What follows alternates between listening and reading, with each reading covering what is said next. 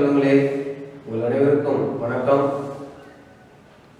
இந்த corona virus பாதிப்பின் காரணமாக இன்று உலக நாடுகள் அனைத்தும் அச்சத்தில் ஆழ்ந்து கிடக்கின்றன.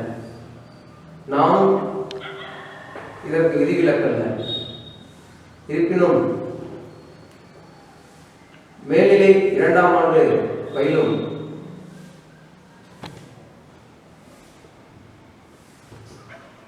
மாணவர்களுக்கு மேல்நிலை 2ஆம் ஆண்டு பயிலும் மாணவர்கள் ஒவ்வொரு மணித்துளியும் தங்களுடைய படிப்பிற்கு, தேர்விற்கு, பாடத்திற்கு பயனுள்ளதாக செலவு செய்ய வேண்டும், பயனுள்ளதாக்கிக் கொள்ள வேண்டும் என்ற நோக்கத்தோடு இந்த யூடியூப் சேனல் மூலம் உங்களுக்கு பாடம் நடத்தும்படி நாங்கள் விரும்பினோம். அதுபடி இன்று உங்களுக்கு மேல்நிலை 2ஆம் ஆண்டு தமிழ் பாடத்தை நடத்த இருக்கின்றோம்.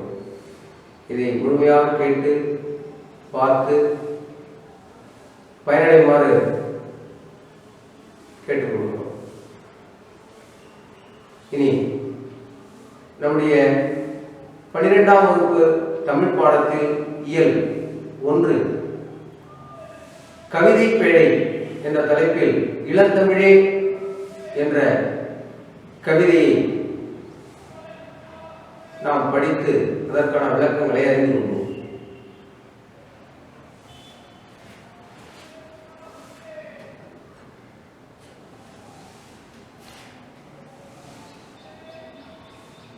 செம்பருதி மலை மேட்டில் தலையை சாய்ப்பான், செந்நிறத்து பூக்காடா வானமெல்லாம். செம்பருதி மலை மேட்டில் தலையை சாய்ப்பான், செந்நிறத்து பூக்காடா வானமெல்லாம். தம் கைகள் அதனை போல் சிவந்து நோக, தாம் உழைக்கும் தொழிலாளர் வியர்வை வெள்ளம். தம் கைகள் அதனை போல் சிவந்து நோக, தாம் உழைக்கும் தொழிலாளர் வியர்வை வெள்ளம். விழுகிற தோல் மீதில் முத்து முத்தாய் வீட்டிற்கும் அவையெல்லாம் வியந்து பாட. விழுகிற தோல் மீதில் முத்து முத்தாய் வீட்டிற்கும் அவையெல்லாம் வியந்து பாட. எம்மருமை சென்றவிழே உன்னை எல்லாம் என்ற துணை உண்டோ இயமீடாயும். எம்மருமை சென்றவிழே உன்னை எல்லாம் என்ற துணை உண்டோ இயமீடாயும்.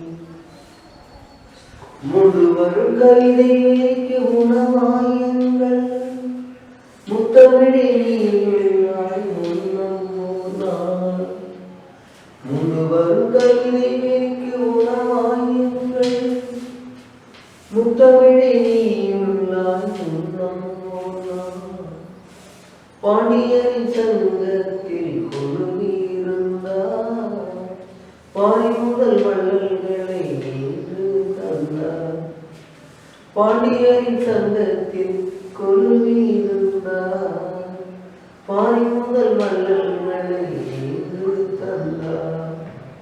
மீண்டும் அந்த பழமை நலம் புதுக்குதற்கு, மெய்சிலிருக்க தமிழ் குயிலே கூறிவாவா.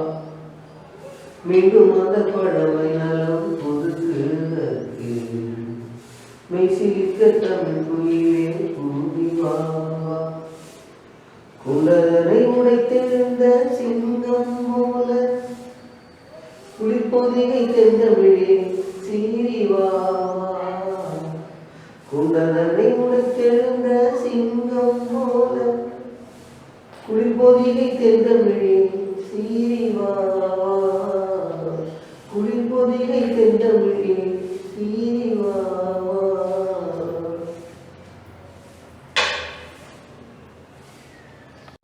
செம்பருதி மலை வீட்டில் தலையை சாய்ப்பான், செந்நிறத்து பூக்காடா வானமெல்லாம். பருதி என்பது சூரியனை குறிக்கிறது. சூரியன் மறையும் பொழுது அது சிவப்பு நிறமாக தோன்றும். அது மலையினுடைய உச்சியிலே தலையை சாய்த்து படுத்துக் கொள்வதாக கவிஞர் கூறுகிறார். அப்போது வானமெங்கும் செந்நிறமாக காட்சியளிக்கும். அது செந்நிற பூக்காடு என்று கவிஞர் குறிப்பிட்டுள்ளார்.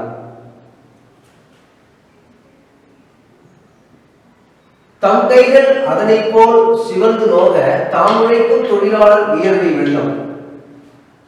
அது சூரியன் மறையும் போது அது சிவப்பு நிறத்தில் தோன்றி சிவப்பு நிறமாக இருந்து அது மறைகிறது.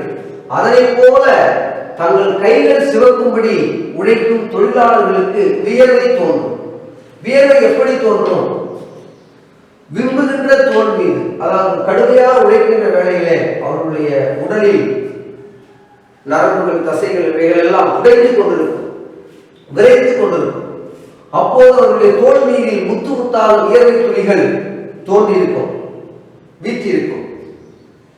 இப்படிப்பட்ட செயல்களை எல்லாம், இவைகளை எல்லாம் வியந்து பாடுவதற்கு எம் அருமை செந்தமிழே உன்னை அல்லால் ஏற்ற துணை வேறுண்டோ இயம்பிடாயே என்று இந்த கவிஞர் செந்தமிழை பார்த்து கூறுகிறார். இவையெல்லாம் வியந்து பாடுவதற்கு எம் அருமை செந்தமிழே உன்னையல்லாமல் ஏற்ற துணை வேறு உண்டோ என்று கேட்கிறார். கேட்டுவிட்டு நீயே அது கூறு என்று தமிழை நான் சொல்வது சரிதானே என்று நீ பதில் கூறு இயம்பிடாயே என்று அவர் செந்தமிழிடம் இந்த கவிஞர் சிற்பி பாலசுப்ரமணியன் அவர்கள் கேள்வி கேட்கின்றார். இயம்பிடாயே என்று கூறுகின்றார். அடுத்ததாக இரண்டாவது பாடல். மூன்று வரும் கவிதை வெளிக்கு உணவாய் எங்கள் முத்தமிழே நீயுள்ளாய் முன்னம் போனாள்.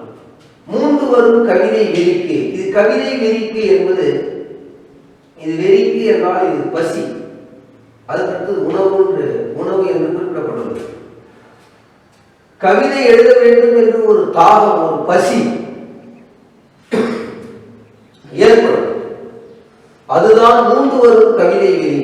அப்படிப்பட்ட கவிதை எழுத வேண்டும் என்ற ஒரு பசி இருக்கின்றது, ஒரு ஆசை இருக்கின்றது, ஒரு ஆர்வம் இருக்கின்றது.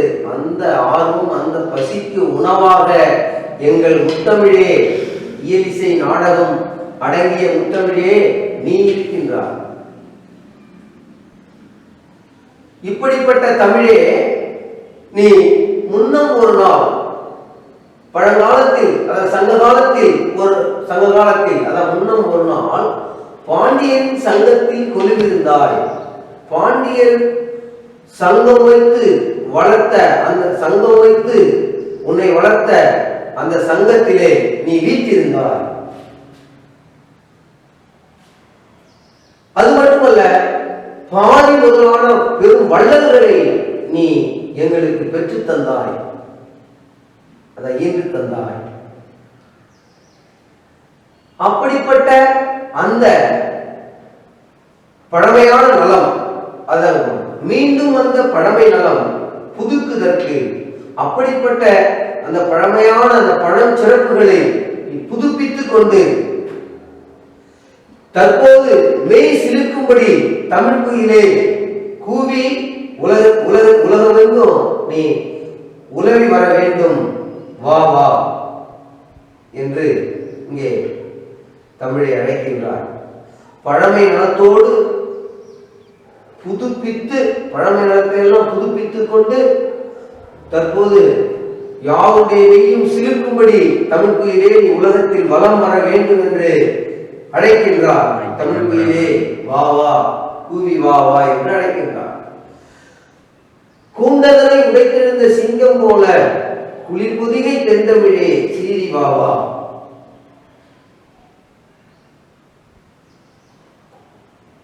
கூண்டு என்பது ஒரு அடைப்பை குறிக்கிறது. சிறைப்பிடித்தல், சிறை வைத்தல், இதை குறிக்கிறது. தமிழை அடைத்து வைத்தல், தமிழை வளர விடாமல் தடுப்பது, அந்நிய மொழிகளின் தாக்கம், இவைகளெல்லாம் அந்நிய மொழிகளுடைய தலையீடு, இவைகளெல்லாம் கூண்டாக தமிழ் உலகெங்கும் உலவுவதற்கு, புதுப்பொலிவோடு திகழ்வதற்கு, பழஞ்சிறப்புகளை புதுப்பித்துக் கொண்டு திகழ்வதற்கு தடையாக இருப்பதெல்லாம் கூண்டு. அவைகளெல்லாம் கூண்டாக இருக்கின்றது. அப்படிப்பட்ட கூண்டுகள் எல்லாவற்றையும்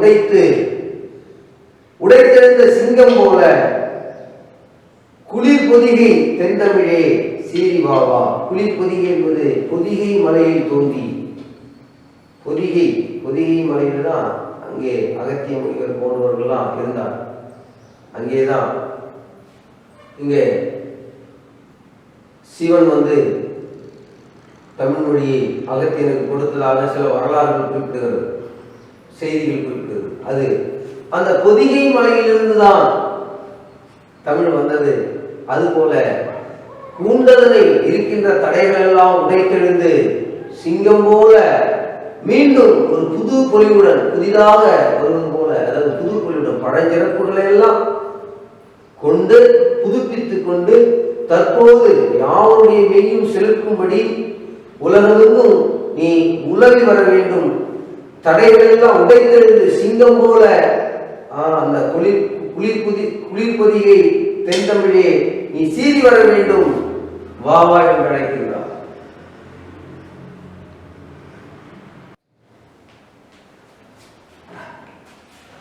தற்போது இந்த பாடலையும் இந்த பாடலுக்கான விளக்கத்தையும் நாம் அறிந்து கொண்டோம்.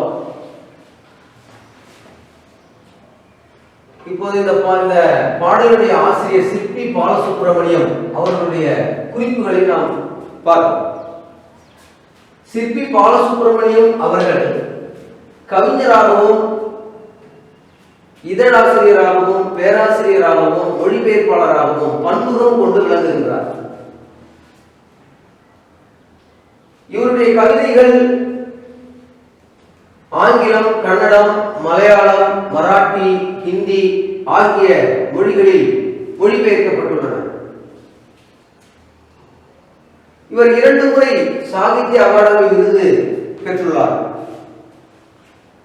ஒன்று மொழிபெயர்ப்புக்காக, மற்றொன்று ஒரு கிராமத்து நதி என்ற கவிதை நூலுக்காக. ஆக 2 சாகித்ய அகாடமி விருது பெற்ற கவிஞர் இவர்.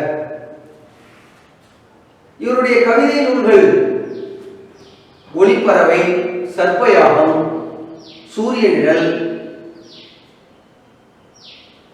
ஒரு கிராமத்து நதி, இப்படிப்பட்ட பல நூல்களை இவர் படைத்துள்ளார்.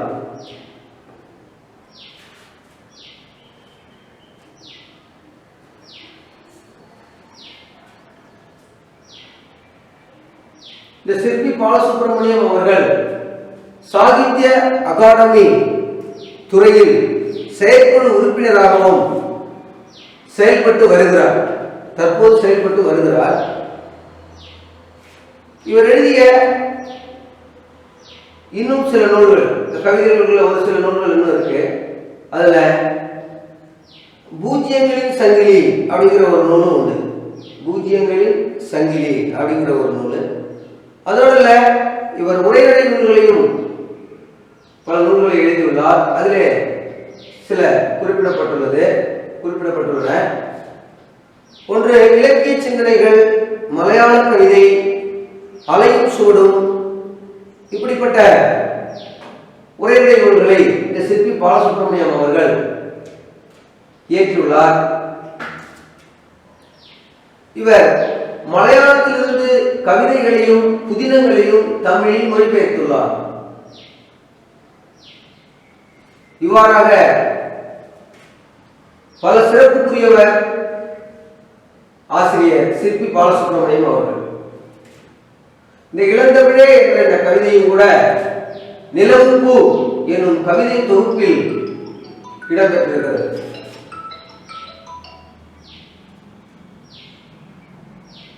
இதுதான் இந்த ஆசிரியரை குறித்த குறிப்புகள். மேலும் பாடத்தில் ஏதேனும் ஐயம் இருந்தால் என்னிடம் நீங்கள் தொடர்பு கொண்டு கேட்கலாம். நான் உங்களுக்கு போதிய விளக்கம் தருவேன். நன்றி, வணக்கம். இலக்கண குறிப்பு. இப்ப நம்ம பாடத்துல செம்பருதி,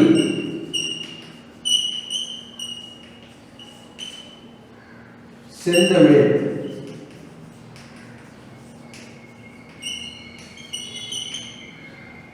செந்நிறம்,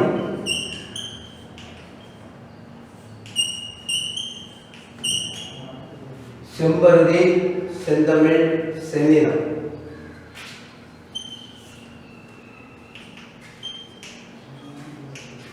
இவைகள் மூன்றுமே பண்புத்தொகை.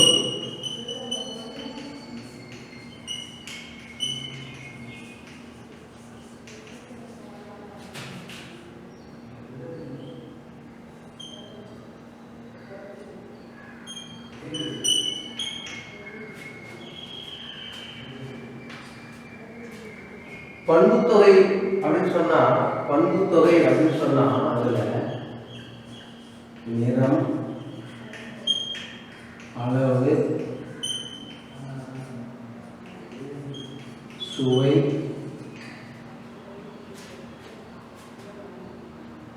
நிறம், அளவு, சுவை, குணம்.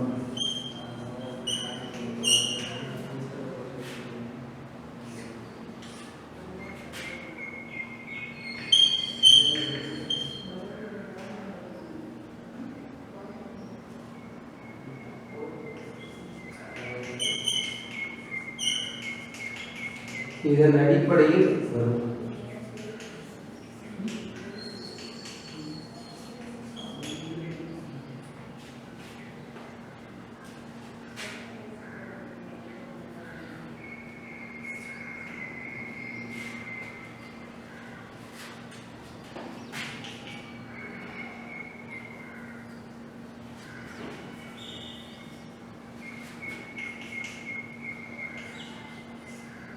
சொற்களை பிரித்தால், இச்சொற்களை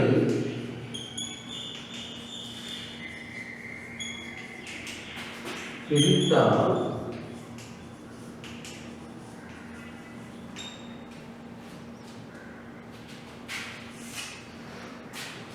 நிலைமொழி மொழி விகுதி வரும். நிலைமொழி விகுதி, நிலைமொழி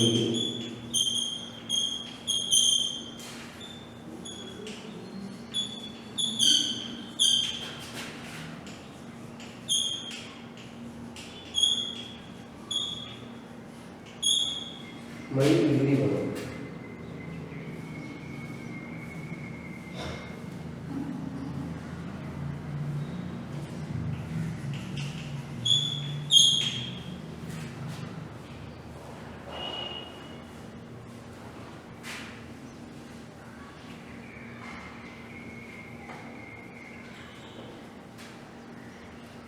ஆகிய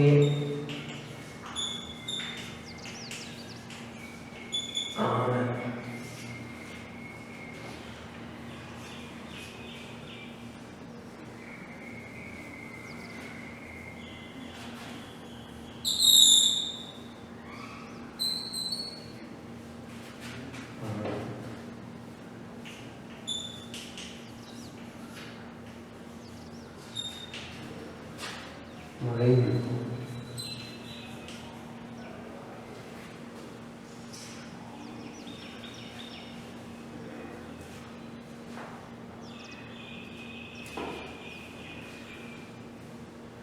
ஆகிய ஆன உருவுகள் மறைவு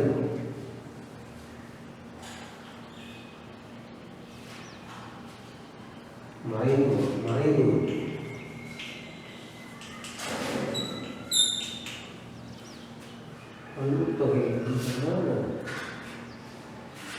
பண்புத்தொகைகள் நிறம், அளவு, சுவை, குணம். இதன் அடிப்படையில்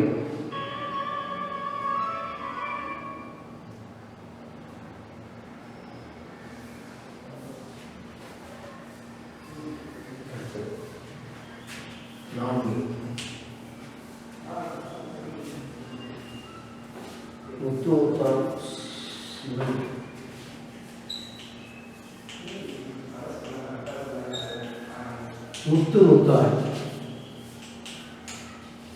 அடுக்கு தொடர்.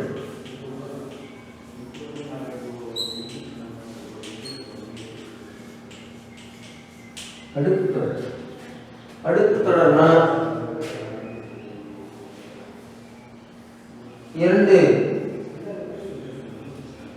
இரண்டு மூன்று முறை அடுக்கி வருவது. ஒரே சொல் இரண்டு மூன்று முறை அடுக்கி வருவது அடுக்கு தொடர். பிரித்தால் பொருள் தர வேண்டும். பிரித்தால் பொருள் தருவது அடுக்கு தொடர். முத்து முத்து. முத்து என்பது கடலில் கிடைக்கக்கூடிய ஒரு விதமான பொருள். அதை முத்து முத்து முத்து முத்தாய் பிரித்தால் முத்து முத்து என்று அது அடுக்கி வருவதை நாம் அறிய முடியும். அதனால் இதற்கு அடுக்கு தொடர். சிவந்து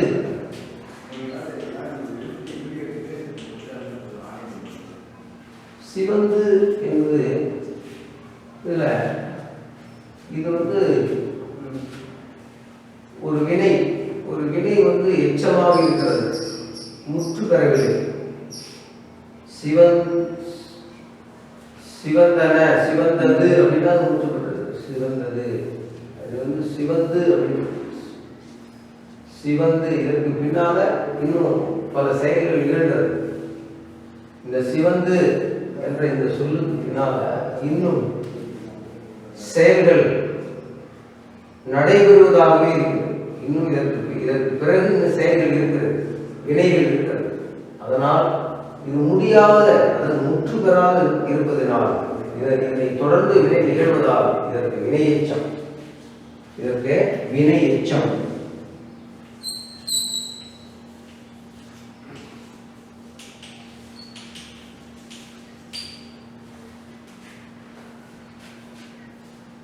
வினை எச்சம். வினை எச்சம்.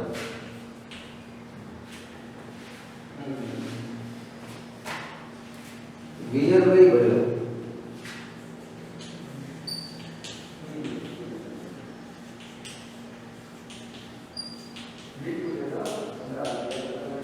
வியர்வை வெள்ளம் வந்து உருவம்.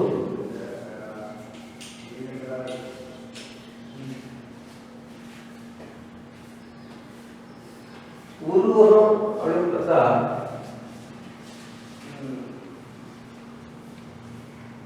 அதாவது இப்ப உவமை பார்ப்போம். உவமை தொகை பார்ப்போம். உவமை தொடர் உருவக படிப்போம். உவமை தொடர் உருவக தொடர் என்ன வித்தியாசம் அப்படின்னு சொன்னா, அதாவது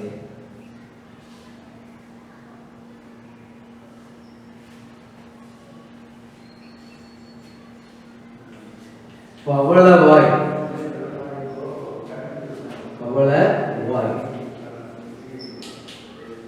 இது உவமை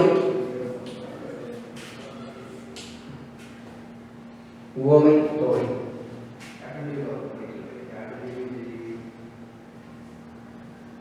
இது ஒரு உவமை தொடர்ந்து சொல்லுவோம். உவமை தொகை தான் உவமை தொடர்.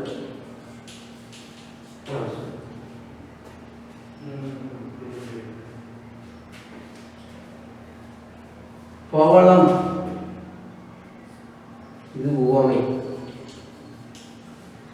வாய் இது உவமை.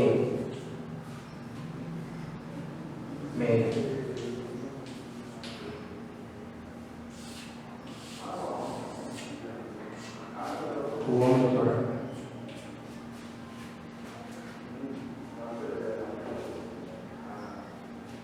இங்க நடுவுல போன்ற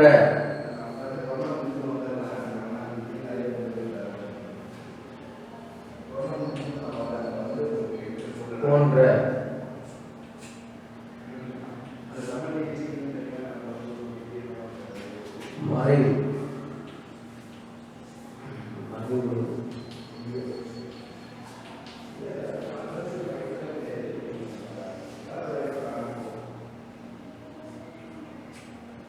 மறைவு.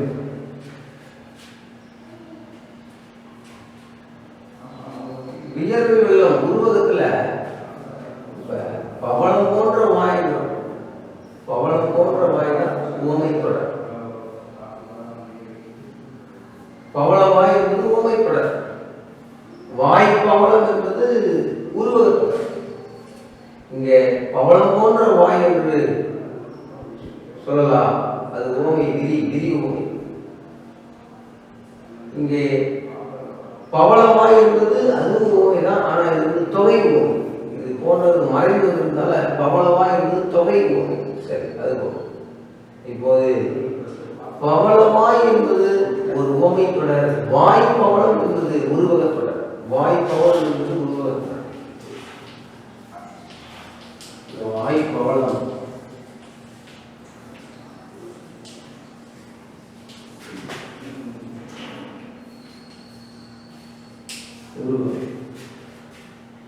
இங்க வாயே பவளமாக, வாயே பவளம், வாயே பவளம் என்று பொருள். அதுபோலதான் வியர்வையே வெள்ளம், வியர்வையே வெள்ளம்.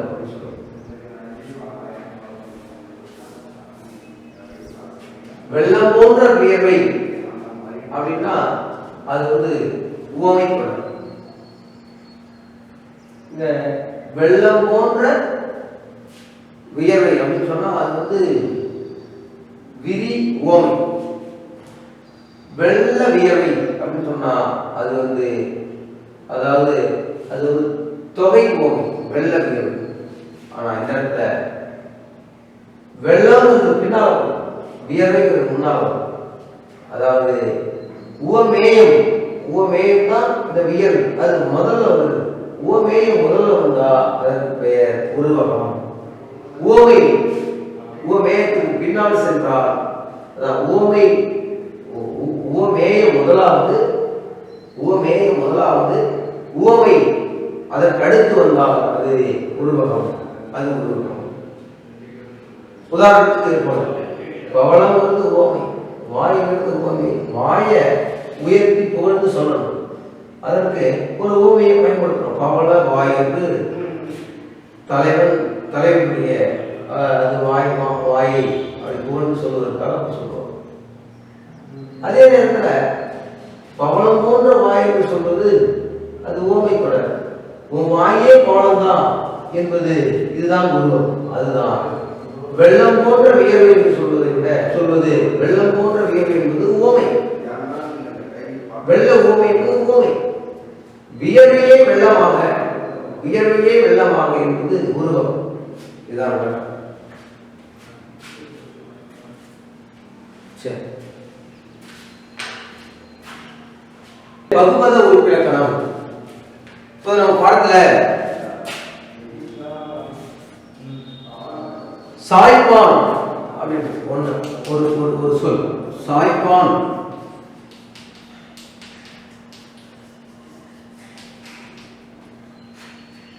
சாய், இப்பு, இப்பு, ஆன், சாய்ப்பான். இப்போ சாய் பகுதி, இப்பு சந்தி, இப்பு எதிர்கால இடைநிலை,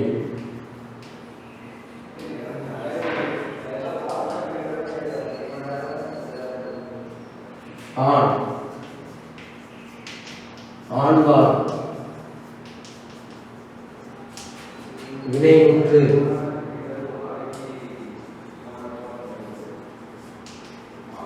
விகுதி. ஆண்பால் வினைமுற்று விகுதி சாய்ப்பான். அது இப்ப இதுக்கு விளக்கம் பார்த்தோம்னா ஒரு சொல்லுடைய வேர் சொல் தான் பகுதி. ஒரு சொல்லுடைய ஆங்கிலத்தில் ரூட் வேர்ட் சொல்லுவாங்க. இந்த சொல்லுடைய வேர் சொல் சாய்ப்பான் வந்து சாய், சாய்தல், சாய்ந்து விழுந்ததெல்லாம் நம்ம சொல்றோம். அதனுடைய வேர் சொல் தான் சாய், சாய். சரி, வேர் சொல் எல்லாமே பகுதியாக வருகிறது. அதுக்கு அடுத்து பகுதிக்கு அடுத்து வருவது ஒரு இந்த பகுபதத்துல 4 உறுப்புகள். மொத்தம் பகுபத உறுப்பிலக்கணம் சொன்னாலே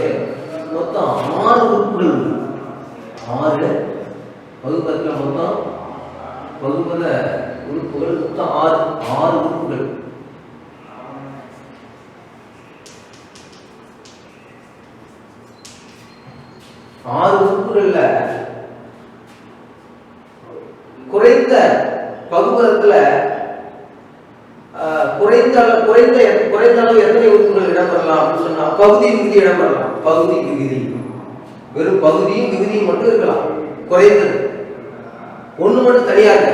இந்த 6 உறுப்புகள்ல குறைந்தது 2 இருக்க வேண்டும். அது பகுதி விகுதி தான் இருக்கு. பகுதி விகுதி இல்லாம எந்த பகுபத உறுப்பினரும் இல்லை. அதுல இப்ப வேர்ச்சொல் எல்லாமே, ஒரு சொல்லுடைய வேர்ச்சொல் எல்லாமே பகுதியாக வந்துடுகிறது. அதனுடைய இந்த பகுதிக்கு அடுத்தது வரக்கூடியது இந்த பகுதி விகுதி. அதாவது குறைந்த அளவு இந்த 2 வரணும், பகுதி விகுதி வரணும்.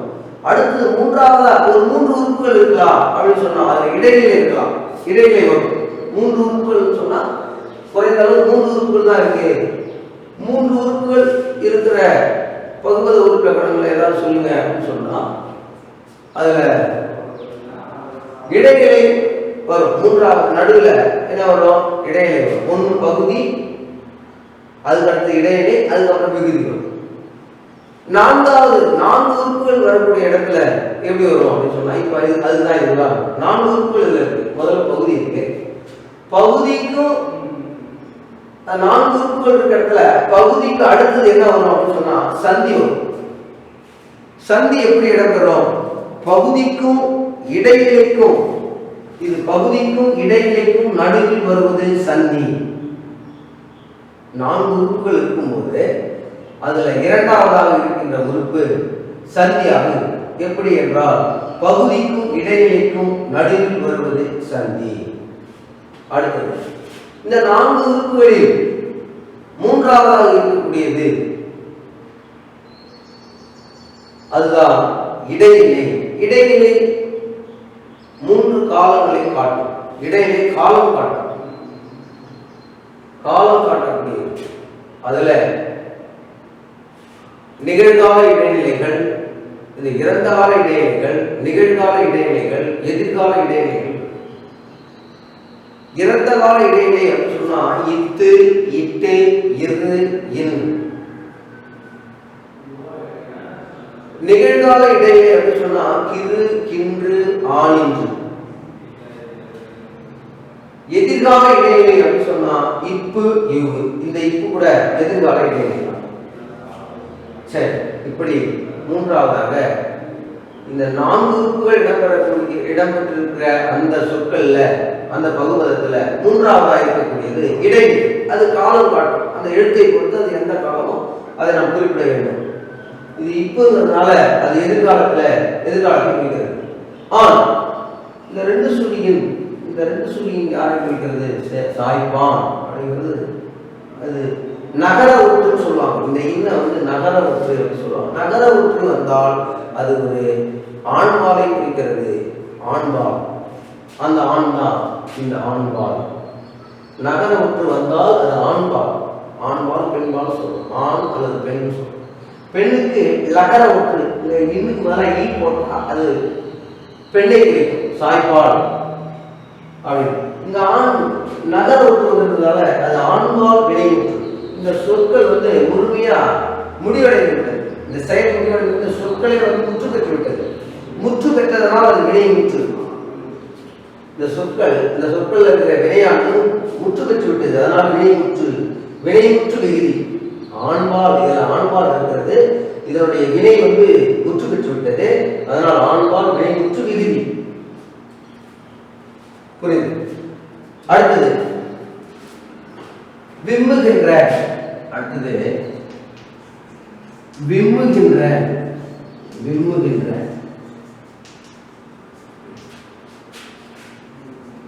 Vim கின்று Vim கின்று. இப்ப விம்மு பகுதி நம்ம என்ன சொன்னோம்? கின்று, ஆணின்று அப்படிங்கிறதுலாம் அதுல நிகழ்கால இடைநிலை. கின்று அப்படிங்கிறது நிகழ்கால இடைநிலை. நிகழ்கால இடைநிலை.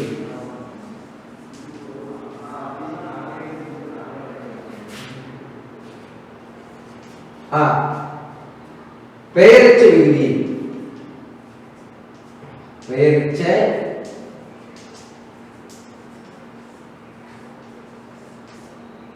விகுதி விரும்புகின்ற.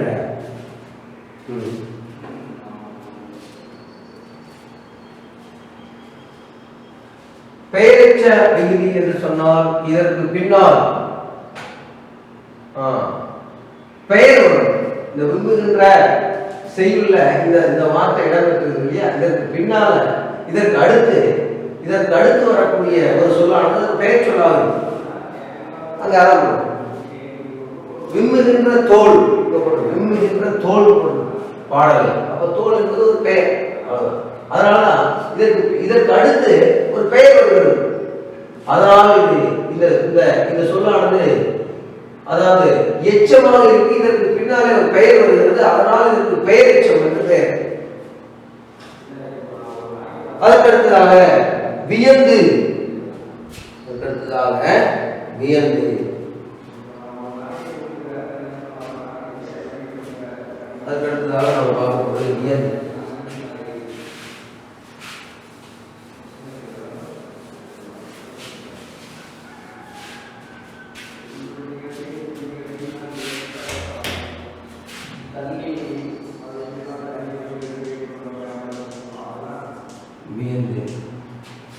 விய கூட்டல் இத்து, அடைப்புக்குள்ள இந்து கூட்டல் இத்து கூட்டல் உ. இதுல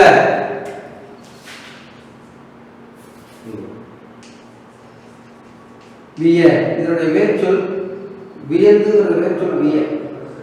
வியப்பு, வியப்புக்கு விய அப்படின்னா அது வியந்து பார்க்கறத சொல்றது, வியப்பா பார்க்கறது, அதான் விய. அதுதான் இதனுடைய வேர்ச்சொல் விய. வியங்கிறது பகுதி, வியங்கிறது பகுதி. இத்து இடம் பத்தாதனால இத்து வந்து நம்ம சொன்ன மாதிரியே இங்க 4 வந்து இருக்கு. இந்த அடைப்புக்குள்ள வந்து இருக்கு. அது அடைப்புக்குள்ள இருக்கிறத சேர்க்காம பார்த்தீங்கன்னா 4. இப்போ 4ல 4 உறுப்புகள் வந்து இருக்கு. அந்த 4 உறுப்புகள்ல இரண்டாவது இருக்கக்கூடியது சந்தி. அப்ப இத்து வந்து சந்தி. அடைப்புக்குள்ள வந்தாலே இந்தானது இந்து விகார், இந்த விகார் ஆனது விகார், இந்தானது விகாரம்.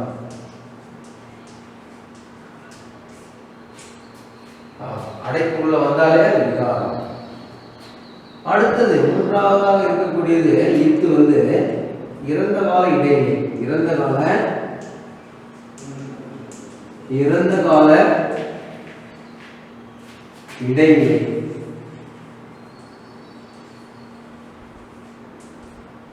அடுத்தது உ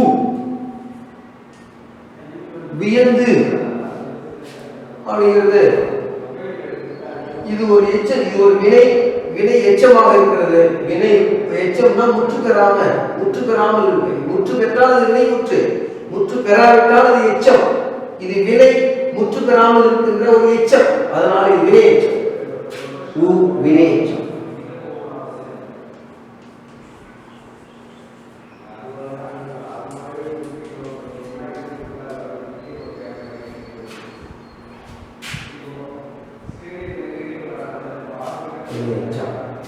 அடுத்தது இருந்தால்.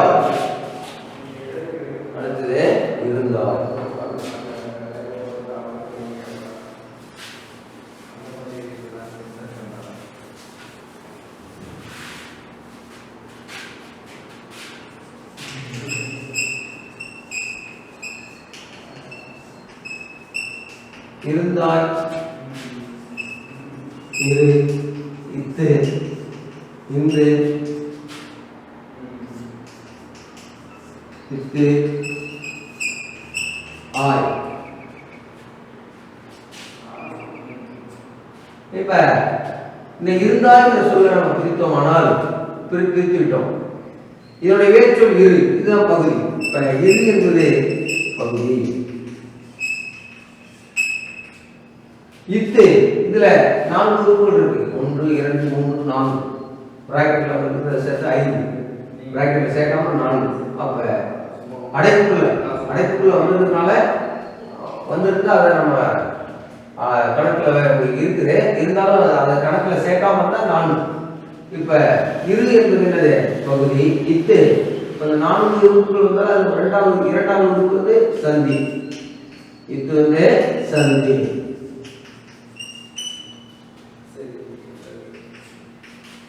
இந்த விகாரம் ஆனது விகாரம் இப்ப மூன்றாவதா இருக்கக்கூடிய அந்த இத்து, மூன்றாவதாக இடம்பெற்றிருக்கின்ற அந்த உறுப்பு இத்து, அது இறந்த கால இடைவெளி. இறந்த கால